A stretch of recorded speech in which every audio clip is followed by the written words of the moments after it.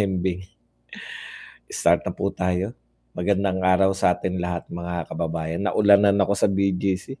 Naulanan kami ni KPL. Mukhang masama na naman tong pakiramdam natin.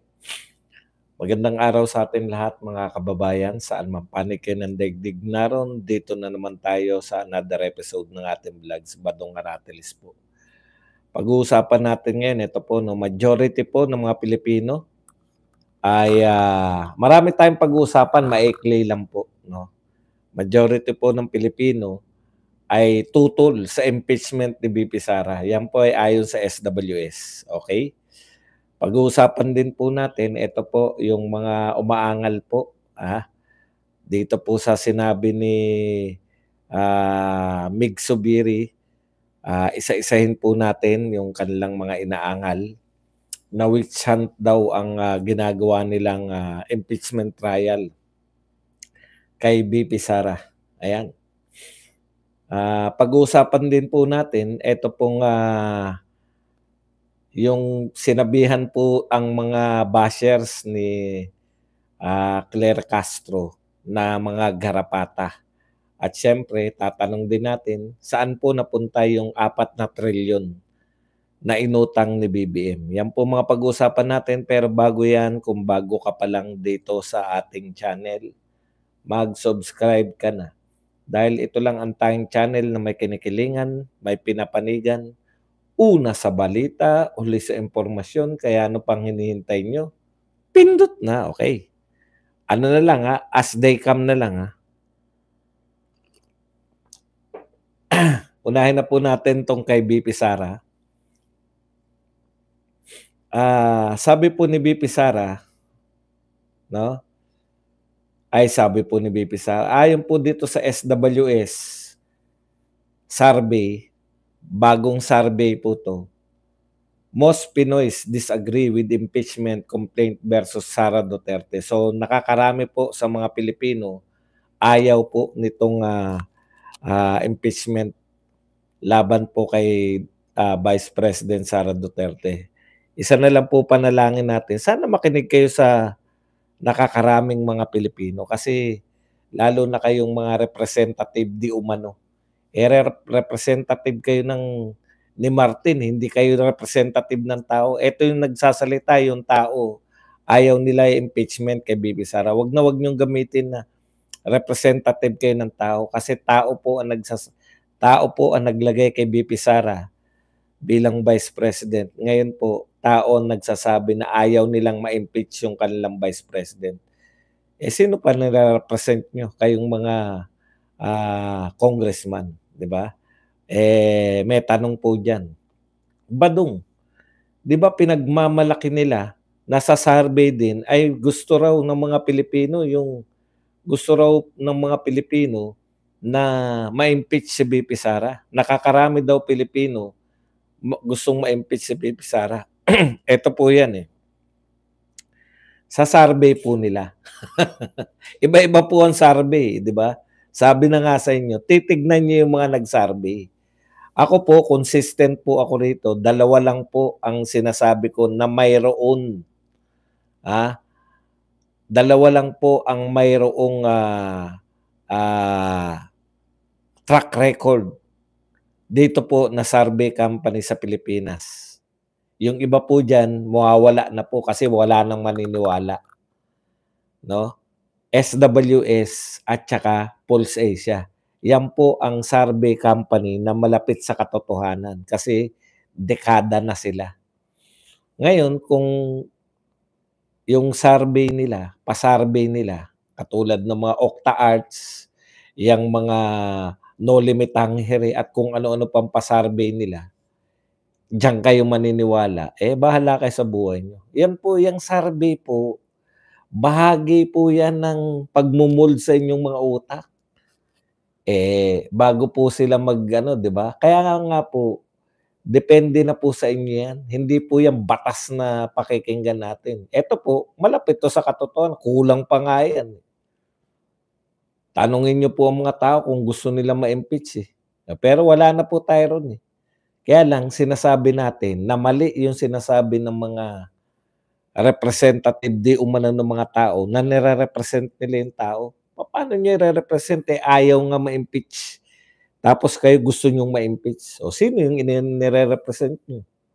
Hindi yung tao, kung hindi yung sinasabi ni Mig Zubiri na ayaw ng kalaban, 'di ba? Ayaw ng may kalaban, eh, sa 2028. Okey, yun lang po yun. Bahala po kayong maniwala kung saan kayo maniniwala. Kaninong pasarbe kayo maniniwala.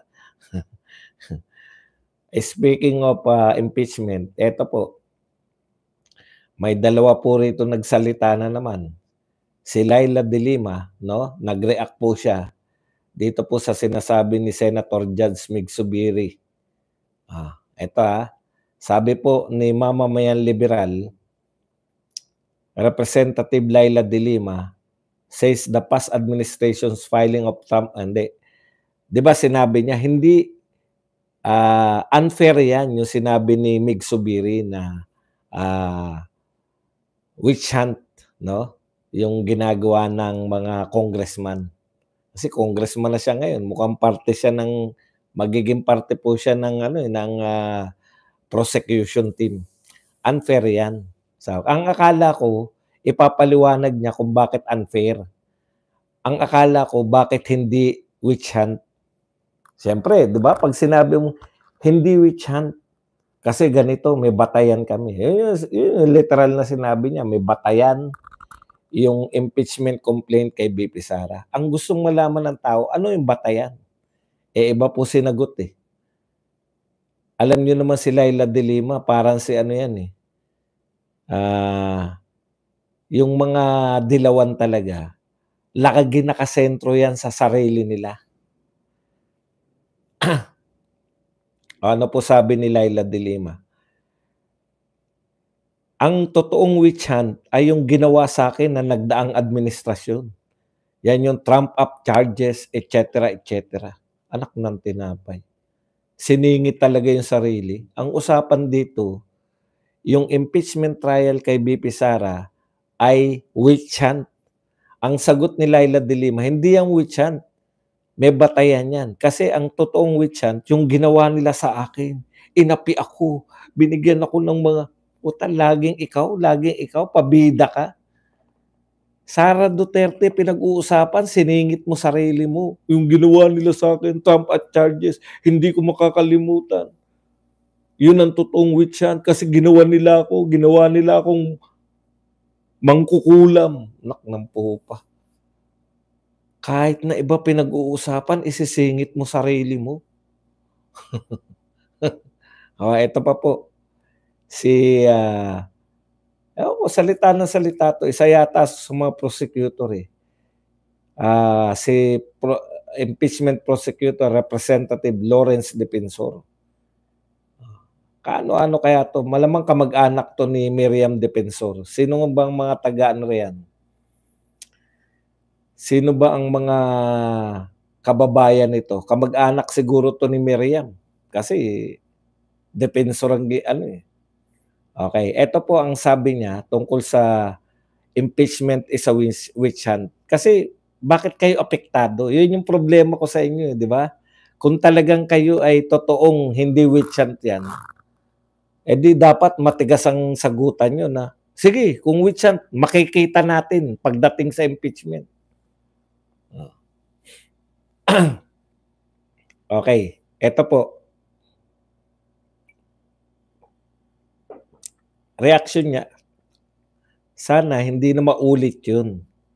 We should limit what we say to the public, especially how we prejudge the impeachment as well as the coming evidence during the trial. Napupunan niyo ba yung sinasabi nila, no? Sinabihan na kayo ng prosecutor, ng isa sa mga impeachment judge, senator judge, na wala naman yang mga impeachment nyo kay VP Sara, witch hunt lang yan, eh. Dinirekta sila, eh. Yan po ay witch hunt lang dahil Yan po, pinagawa lang sa inyo, inutusan lang kayo, ayon kay Zubiri, para ma-eliminate si VP Sara para wala nang maging kalaban yung amo niyo. Oh, tapos sasabihin lang nila, "Bakit ka 'wag naman sana kayo magsalita ng ganyan. Dapat hindi niyo yan sinasabi kasi hindi pa nga kami nakakapaglatag ng mga ebidensya." Utot niyo. Opo, obvious ba yung buhok ko nga hindi ko na maayos, eh. Utot niyo kayong mga congressman. Bakit lagi ang dialogue niyo, 'no, maglalatag kayo ng ebidensya sa impeachment. Eh, araw-araw kayo halos nag, anong tawag diyan, nagpe-press conference. Halos araw-araw kayo nagpe-press con. Kaya sinabi ni Mig Zubiri na kayo po ay witch hunt yung ginagawa niyo. Wala naman kayo nai-present sa araw-araw ninyong paninira kay Sara Duterte. Wala kayong nai-present kahit na anong ebidensya. Oh. Dapat nagpapaliwanag si VP Sara sa confidential fund, paano niya ginastos. Lagi lang gano'n. Dapat paliwanag niya kung sino 'to si Mary Grace Piatos. Asan yung ebidensya niyo? Kung ako yan, may ebidensya ako, sinabihan akong witch hunt. O Senator Zubiri, eto sagutin mo kung witch hunt kami. O si VP Sara, nagdeposito ng ganito, binigay sa kanya yung pera. Ano pang aawat sa inyo? Eh kinakantyawan na kayo. Minamaliit na yung pagkatao nyo na kayo, ang gustong sabihin ni Mig Zubiri, wala naman talaga kayong ebidensya. Kaya niya sinasabi na witch hunt. Ngayon na yung right time ninyo kasi kinukutya na kayo yung pagkatao nyo. Ang sinasabi, kayong mga tuta, eto interpretasyon ko sa sinabi ni Mig Zubiri. Tuta lang kayo lahat ni Martin Romualdez dahil si Martin Romualdez ay gustong tumakbo at ayaw niya na makalaban si VP Sara. Yan po ang katotohanan. Ngayon magsasabi kayo, dapat hindi sinasabi yan before kami maglatag ng ebidensya. Ngayon yung right time nyo maglatag kayo ng ebidensya kasi pinapahiya na kayo eh. Ang gustong sabihin ni Mig Zubiri, wala naman talaga kayong ebidensya laban kay VP Sara. Kaya siya witch hunt. Nakukuha niyo po ba? Iniinsulto kayong mga congressman na nagsampa ng reklamo ni Mig Zubiri. At naniniwala ang taong bayan sa pang-iinsulto sa inyo na kayo ginagamit lang para mawalan ng kalaban yung amo nyo. Kung may ebidensya kayo, sinasabihan nga kayo sa press eh. Lagi nyo naman kausap yung press. Alam nyo po kung anong gagawin nyo, kaya gusto nyo matuloy yung trial. Ngayon pa lang sinasabi nyo, pabubuksan yung bank account. Pabubuksan yung bank account. Ang tinatanong, nagsampa kayo na reklamo, ano ebidensya nyo? Bakit lagi nyo sinasabi, ilalatag pa lang namin ebidensya, wala kayong ebidensya. Real talk po yan, ininsulto na kayo eh. Sa totoo po, kung ako may hawak na ebidensya, ano pa pipigil sa akin para ilantad ko yan? Eh sinasabihan mo kaming sinasabihan mo kaming witch hunt eh. Eh ano to? Ano tong hawak ko na to? Ano tong dineposito ano tong tinanggap ni ng staff ni VP Sara at nilagay sa bangkong ganun? Ano to? Hindi ba ebidensya to? O wala kayong ganun kasi wala naman talaga. Ebidensya ba yun? Hindi kasi pinapaliwanag ni VP Sara. Eh ano ngayon kung hindi paliwanag? Kakasuhan niyo siya dahil ayaw niya magpaliwanag? Yun. Alam na ng lahat ng mga senator judges na pag sila pumabor sa inyo, hindi sila iboboto sa buong Mindanao. Hindi sila iboboto sa maraming lugar sa Visayas at maraming lugar sa Luzon kasi nakinig sila sa mga taong wala namang ebidensya. Ang sinasabi sa inyo, Dilima, At lahat ng congressman na pumapalag, depensor, ang sinasabi sa iyo ni Mig Zubiri, ayaw niyong pakinggan eh. Kaya Wichan, wala kayong ebidensya. Oh. Ngayon na yung right time nyo. Iniinsulto kayo eh. Sabihan kayo witch hunt. Dapat, witch hunt ba to? O eto, paliwanag mo to sa Mig Zubiri. Ayaw dapat namin to ilabas. Pero dahil pinipilit mo kami, iniinsulto mo kami na parang wala kami ebidensya. Eh ano tong dineposito ni BP Sara? Ano tong ganito? Dapat. O kaya pag narinig namin yan, may dineposito pala. May ninakaw pa. Ano tong 50 million na kinuha niya? O, mga ganun dapat. Wala naman eh. Sino kay Mary Grace Piatos? Bakit wala naman? Pumunta kami dun sa sa may PSA. Wala namang Mary Grace Piatos. Eh ano ngayon kung walang Mary Grace Piatos sa PSA? Asan ang ebidensya nyo? Eh kahit ako, maghanap ako ngayon ng Mary Grace Piatos. Wala rin ako makikita. Eh di wala kayong ebidensya pala. Anak ng tinapay oh. Sinasagot niyo yung wala eh. Wala kaming ebidensya. Ano sabi ni Chua sa ombudsman? Sana bago siya magpasya, manood muna na impeachment. Bakit pinapanood niyo? Kasi gusto niyong pabuksan yung bank account. Doon pa lang kayo maghahagilap. Tatalasan yung mata. Uy, may pera dito. O, tapos, bakit nagkaroon ng pera? Wala kayong ebidensya ngayon. Yan yun.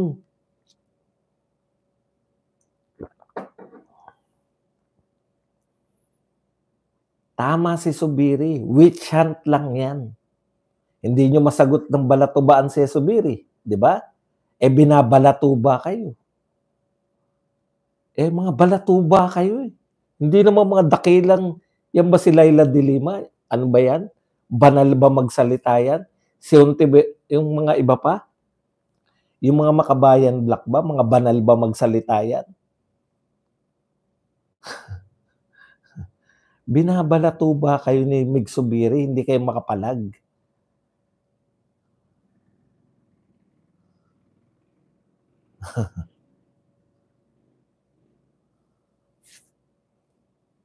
Okay, punta na tayo rito sa iba pang balita. Ayan yun eh, real talk po. Wala kayong ebidensya. Ulitin ko, wala kayong ebidensya. Kaya, ganyan yun. Sana, may pa eh. Hindi sana maulit yun. We should limit what we say.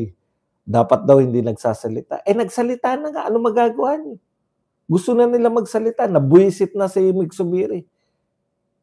Bakit nabuisit? Yung buong Senado, hindi makakapagtrabaho ng maayos dahil i-entertain yung impeachment nyo na wala naman kayong ebidensya. Sinabihan na nga kayong witch hunt eh.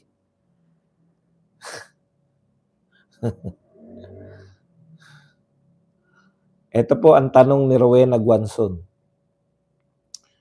Where did the trillions in debt by BBM go?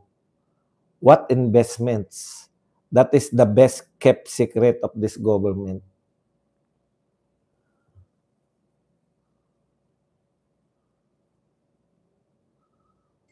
Okay.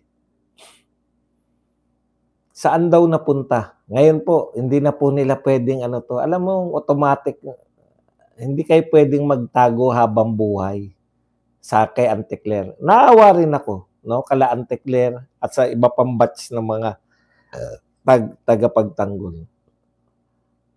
Honest po tayo. Saan po napunta talaga yung trillion na budget?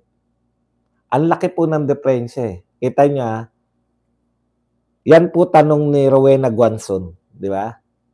Tinanong po yan ni Rowena, where did the trillions in debt by BBM go? What investments that is the best kept secret? Sekreto. Huwag nyo kasing isekreto kung saan nyo dinala yung inutang. Alam nyo po, trillion ang inutang ni BBM. Okay? Trillion. Ikalawa, Bukod po sa inutang, bilyon-bilyon po ang binentang ginto. Ikatlo, nag-privatize po ng NAIA. Wag niyo po sabihin na walang perang nakuha diyan. Loko-loko ba tayo na magpa-privatize tayo? Ano yan, pinamigay lang? Hindi po pinamigay yan. May pera din diyan. Ang nagbenta po ng mga ari-arian, mga lupain na nasa prime lot.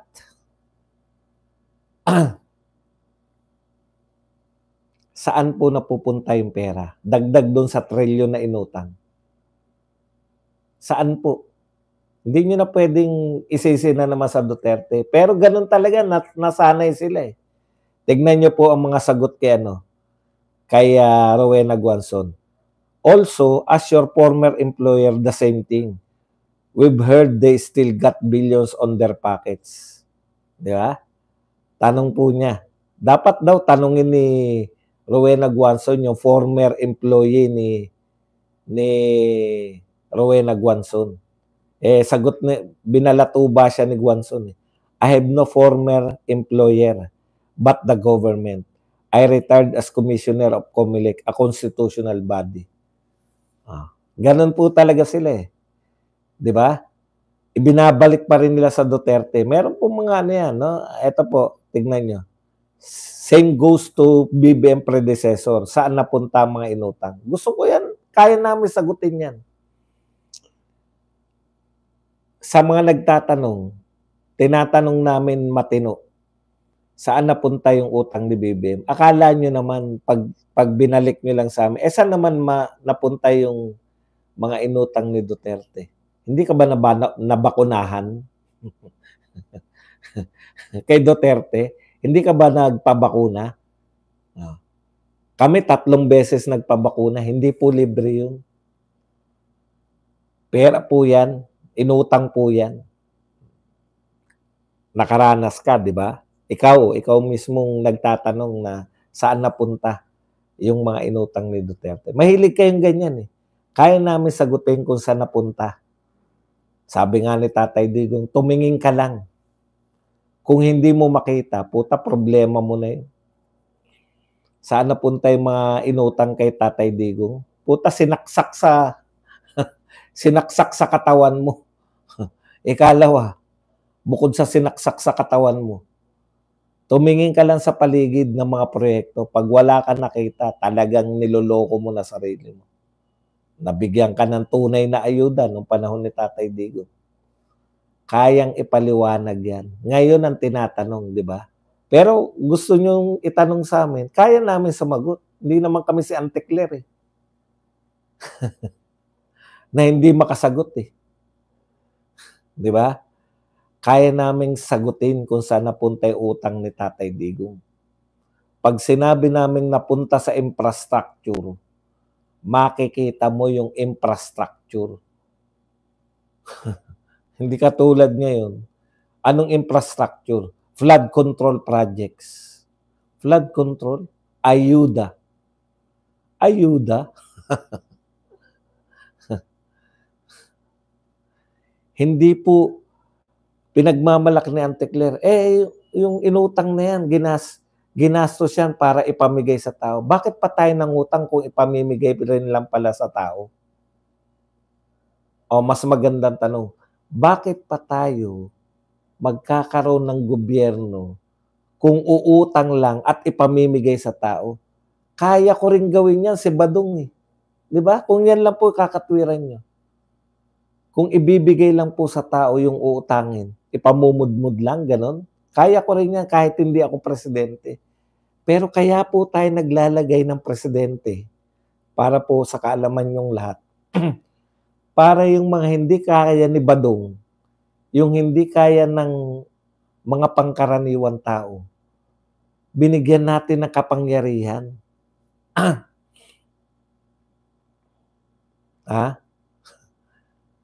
Binigyan natin ng kapangyarihan yung Pangulo para yung hindi natin kayang gawin, magawa. Ibig sabihin, kayo ba hindi nyo ba kaya yung may pondo, ipamumudmud nyo lang sa bilang ayuda. Madali po yun.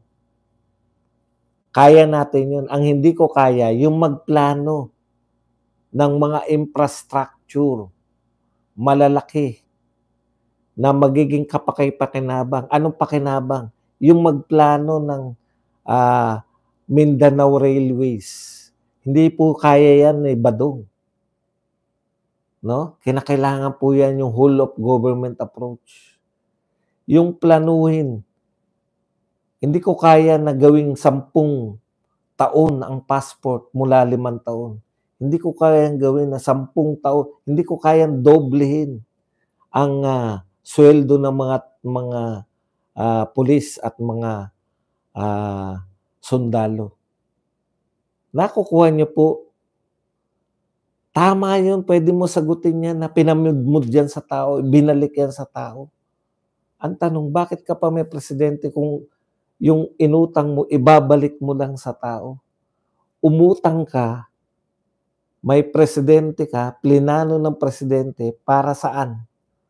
Para umunlad ang Pilipinas. Hindi po para, nakita nyo, kahit napakahusay pa ng accounting niyan. Eto, dinala namin sa ganun. Wala pong silbi yan. Dapat yung ginagawa po ng gobyerno hindi kayang gawin ng isang pangkaraniwang mamamayan. Kaya ka nga, bakit ka pa bibigyan ng 31 million votes? Kung pagkatapos kang bigyan, pagkatiwalaan ng 31 million votes, ang magagawa mo lang ay umutang ka at ipamudmud nyo, mga bata, ipamudmud to sa mga mahihirap. Kaya ka nilagay dyan, para kung uutang ka man, uutang ka para paunlarin ang bansa. Hindi uutang ka para ipamudmud lang. Yun po yun yung limited resources, dapat nagagamit mo ng maayos. Halimbawa po, yung isang principal, para mas maunawaan nyo lang po, humingi ng budget. Para direkta lang po. Humingi ka ng budget.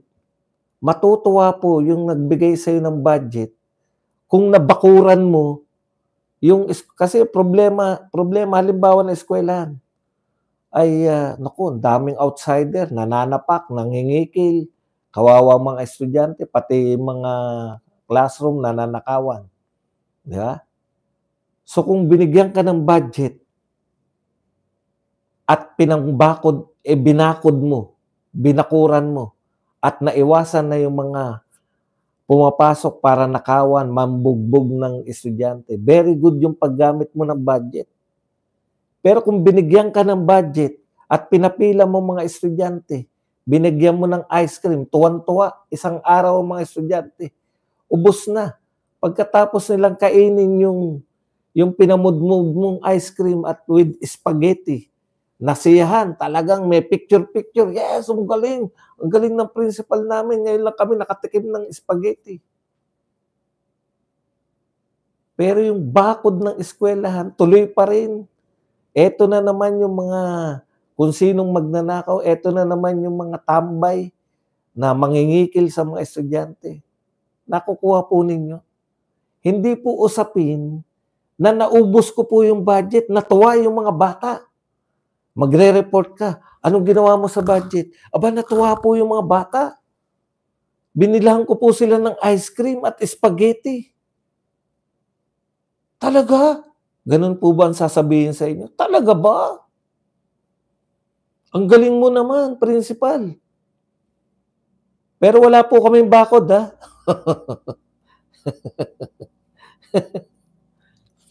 Ay, wala kayong bakod.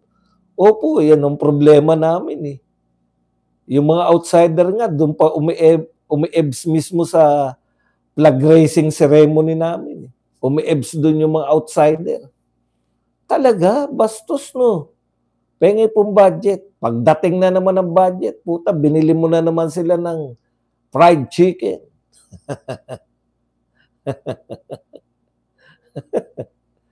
Nakukuha niyo po. Tama po. Ginagastos mo yan sa mamamayan. Tama po yan. Natutuwa yung mamamayan. Pero ang problema, tama ba yung paggastos mo ng pera? Pinakamagandang sample yun eh. Puta, walang bakod yung eskwelahan mo, inuna mo pang bumili ng spaghetti. Natuwa ng isang araw, 2 araw. Yan yung gobyerno natin eh. Naubos talaga. Pag malaki mo pa yan, inayuda eh. Puta. Ganun po yun, yung nakakainis pag sa aktual. May malaki kang problema, imbes na yun ang tutukan. Anong uri ng leader yung principal na yun? Wala siyang bakod, binigyan siya ng budget na pwede niya nang ipambakod. Pero inuna niyang ibili ng Arsicola. Natuwa yung mga bata ko, mga superintendent. Ngayon lang sila nakatikim ng Arsicola. Dati, iniinom lang nila sa gugulaman. Nilibre ko sila eh. Yun yung sagot ni Auntie Claire eh. Di ba? Social services.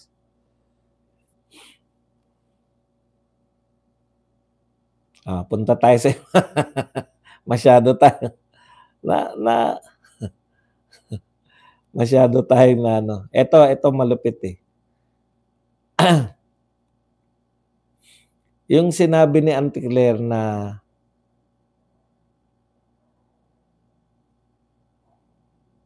Claire Castro sa mga bashers, garapata. Tapos yung itsura niya nung tinawag niyang garapata, alam mo si Auntie Claire, may ganito siyang attitude eh, yung inaano niya yung ano niya, yung eto para makita niyo lang po yung gusto kong sabihin. Kung anong pong itsura ni Claire Castro. Yan no, yung parang naka-smid habang sinasabi niya na garapata. Yan, Claire Castro bashers, mga garapata. Tapos yung taas noo. Yung, alam mo yung, hindi mo maintindihan kung bakit niya gagawin yung asta na yan nata. Yung naka-smid na parang garapata sila.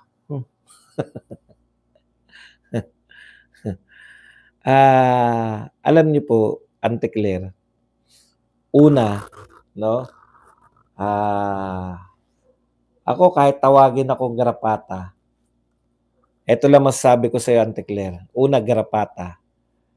Tawagin mo man akong garapata, ang kaya kong pagmalaki sa iyo, kaya kong sagutin mga tanong ng mga viewers ko. Ikaw, kaya mo bang sagutin ang tanong ni Eden? Ikalawa, wala kang karapatan na maliitin. Yung tinatawag mong garapata, Claire Castro, yung tinatawag mong garapata, yan yung mga taong nagpapasweldo sa'yo. Pinapasweldo ka ng mga garapata. Mr. President, nakakasanayan na po ng inyong PCO Undersecretary na maliitin ang mga mamamayang Pilipino. Bashers, mamamayan po yan. Di po ba? Majority po ng mamamayan, basher nito. Ganun po ang pag-treat natin sa mamamayan. O kahit na hindi siya majority, kahit 3 lang kami, iti-treat nyo na garapata. Garapata ka kasi. Alam nyo, Auntie Claire, kung binabash ka dahil wala kang maipakita na achievement ng amo mo, hindi kasalanan ng basher yun. Kay Tatay Digong kasi, may achievement na si Tatay Digong, may ginagawa na, binabash pa rin. Pero okay lang kasi ang ganda naman ng ginagawa ni Tatay Digong. Ikaw, kung ang kaya mo lang para ipagtanggol yung amo mo ay tawaging garapata yung mga basher, ano na talaga yung Pilipinas, 'di ba? Anong uri na 'tong Pilipinas? Natatandaan ko, si Tatay Digong trabaho lang, eh. Ang dali pong alam mo hindi rin naman siguro kasalanan ni Auntie Claire, mahirap talaga ipagtanggol. Eto real talk, ang hirap talaga ipagtanggol si BBM. Mahirap ipagtanggol yung wala kang ipagtatanggol, eh, yung 'pag tinanong ka, "Ano proyekto ni BBM?" Sasabihin mo, "Hindi ka kasi nanonood ng PTV4, eh." Ang hirap po ipagtanggol nun, 'di ba? Dati may maraming bashers natatandaan ko kasi naulanan ako, eh. Medyo under the weather ako. Dati, ah, binabash si Tatay Digong 'pag bumabagyo, 'di ba? Sasabihin, "Tulog na naman si Digong, naunahan na naman ni Lenny." Ang ginagawa ni Lenny, mauuna siyang pumunta ro'n sa sakuna, magpapa-picture, tapos kakantyawan na ng mga basher. Si Digong tulog pa, si Lenny naroon na. Ang dali po namin sagutin 'yan, eh. Bago matulog si Digong naihanda niya na, mayroon na, nakaporma na yung mga DSWD, mga kahon-kahon. Kay Tatay Digong nagsimulang ikahon 'yan, eh. Before Tatay Digong, ang mga pinamimigay ng DSWD, plastic-plastic, yung mukhang 'di ba 'no, naka-plastic-plastic. Naging disente nung kay Tatay Digong. Alam niyo po ba kung bakit ang dami nung panahon ni Tatay Digong, kusa po nagpupunta ng mga, anong tawag diyan, yung mga para kamaligtas sa mga eskuwelahan, anong tawag natin diyan? Bago pa bumaha naroon na sa evacuation, 'yan. Bakit po nung panahon ni Tatay Digong ang daling magpa-evacuate? Alam niyo kung bakit? Alam ng mga tao na mabibigyan ka ng kahon-kahon. 'Di ba? Alam ng mga tao, eh. In contrast kay BBM, nakita niyo po yung kay BBM, yung unang bumaha, ang pangit po ng optics na yun 'no. Tumatakbo yung truck ni BBM kasi siya mismo namimigay, eh. Tapos hinahabol siya ng mga tao, hindi man lang huminto para mamigay ng hinahabol siya sa gitna ng baha. Walang organisasyon, eh. Samantalang kay Tatay Digong, namimigay ng mga relief goods dun mismo sa evacuation center.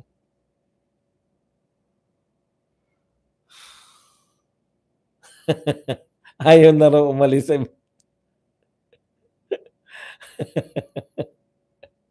hindi makapagklase. Wala na pong baha, uwian na po kayo. Nakikiusap na yung mga principal. Meron na po kaming flag raising, baka puwede na po kayong mag-uwian, flag raising na po namin. Mainit na po.